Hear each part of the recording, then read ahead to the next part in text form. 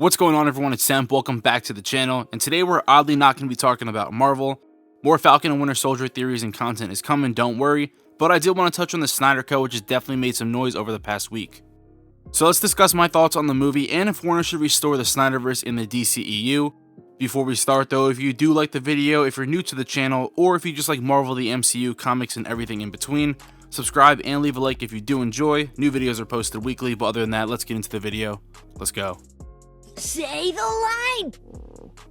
Booyah. There's a lot to be said about the Snydercut, no doubt about it, and the journey to its release is definitely a sort of historic moment in the film industry. And if you're watching this video, you most likely already know the full story, so I'm not going to bore you with those details. Let's just jump right into my opinion. Regardless if you like the movie or not, honestly, Zack Snyder should be applauded, and I really respect what he did for the community and fan base by fighting for this movie. Because let's be real, if you're a fan or not of his, this was a one-of-a-kind moment in recent years. If you told me back in 2017 that 4 years later, we would actually see the cut of the movie that he wanted, I would have told you you are insane, but here we are. Obviously, some fans are arrogant, as with all fan bases, but that shouldn't reflect on him and his work. I'm happy for him that he got to release this. Like I said, no matter how you feel about him or his movies, seeing someone so passionate about their craft and really wanting to share it with the fans is something you have to admire. Now obviously, I have like 225 subs, so my opinion doesn't really matter. But even me, I love creating, and so understanding what he went through so that people could see his vision, it's awesome. And I'll straight up say it, I did like the movie and I enjoyed it a lot more than I thought I would. The tone of the movie was way better, so much better, and for it being 4 hours, sure, a few scenes could have been deleted in my opinion, but most of why I absolutely despise the 2017 theatrical cut, there was no explanation to anything.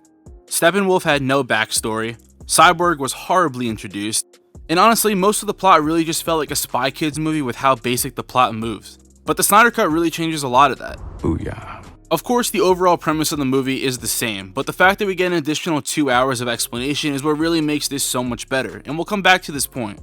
But not only that, but the scenes that were from the theatrical cut are way more enhanced, and it adds a nice level of freshness to them. The biggest upgrade by far for me was Steppenwolf. I would just like to know why they redesigned him to this ugly behemoth in the theatrical cut. I mean, he looked like an awful cartoon character. Joss Whedon, the studio, I don't know who it was. I just don't understand the reasoning, but Steppenwolf is menacing in this new one. He's a killer. It's just such an upgrade from the previous look, especially his armor, and it fits into the whole feel of the movie that Zack was going for. And while I do feel that some of the scenes were a bit too black and white or grayed out for my like, overall it did fit the movie very, very well.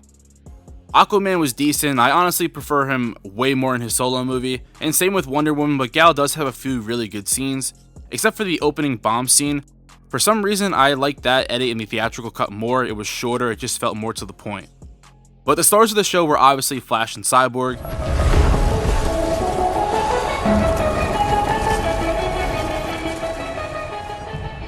I did see some people didn't like Flash, but he has some really good scenes. These were easily the most improved characters. Cyborg actually had an arc in this movie, which I know is very impressive. Apparently the theatrical cut didn't want him to have an arc. Booyah. He has a much needed background explanation that helps you understand him as a character, and of course that Speed Force scene with Flash was amazing. The CGI was awesome, and it was just one of those true moments where I would have actually loved to see that on the big screen. I do want clarification from Ezra though why he runs like this, but other than that, oh well. The epilogue was decent as well, teasing the future, and I particularly did like the Joker and Batman Nightmare scene. Baby Leto's Joker isn't the greatest, but he did deliver on an awesome scene there, and shout out to Affleck as Batman. This is a guy who really gets no credit for being Batman, and honestly, his portrayal is kind of up there with Bale for me.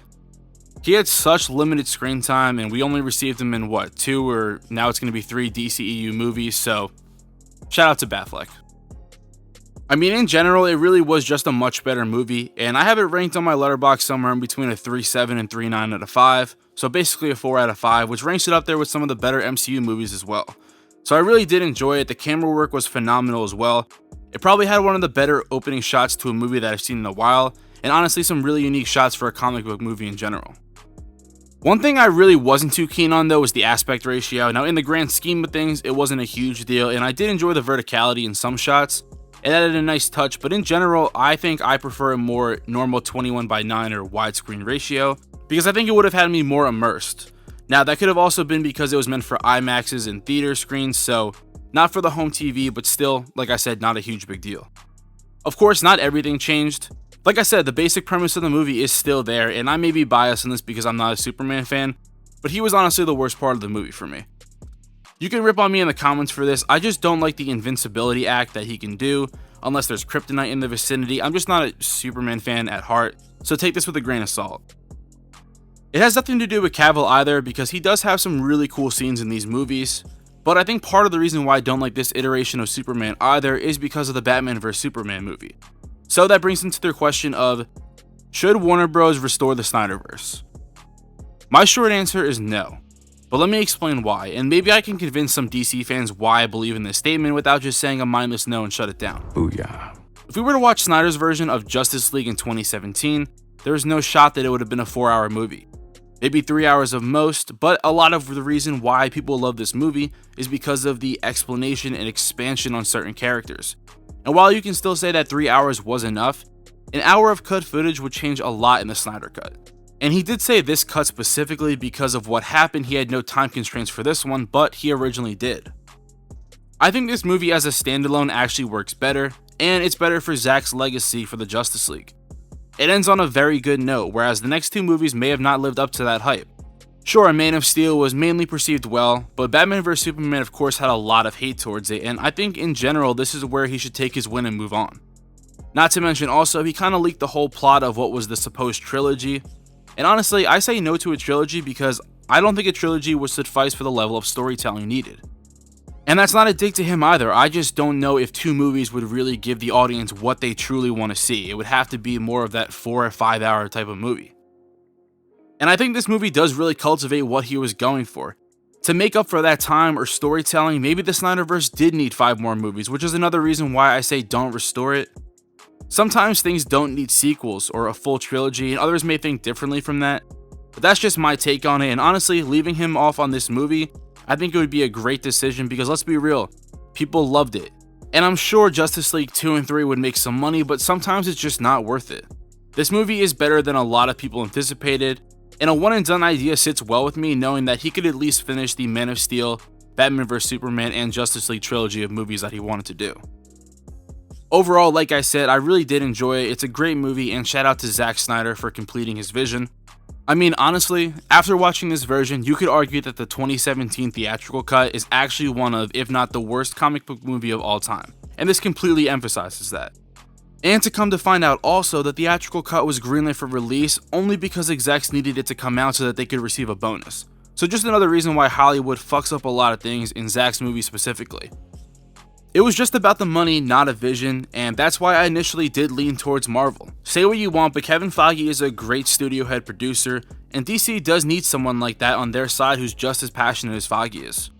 Even Affleck commented on not too long ago about how Feige is great and that people should really look up to him.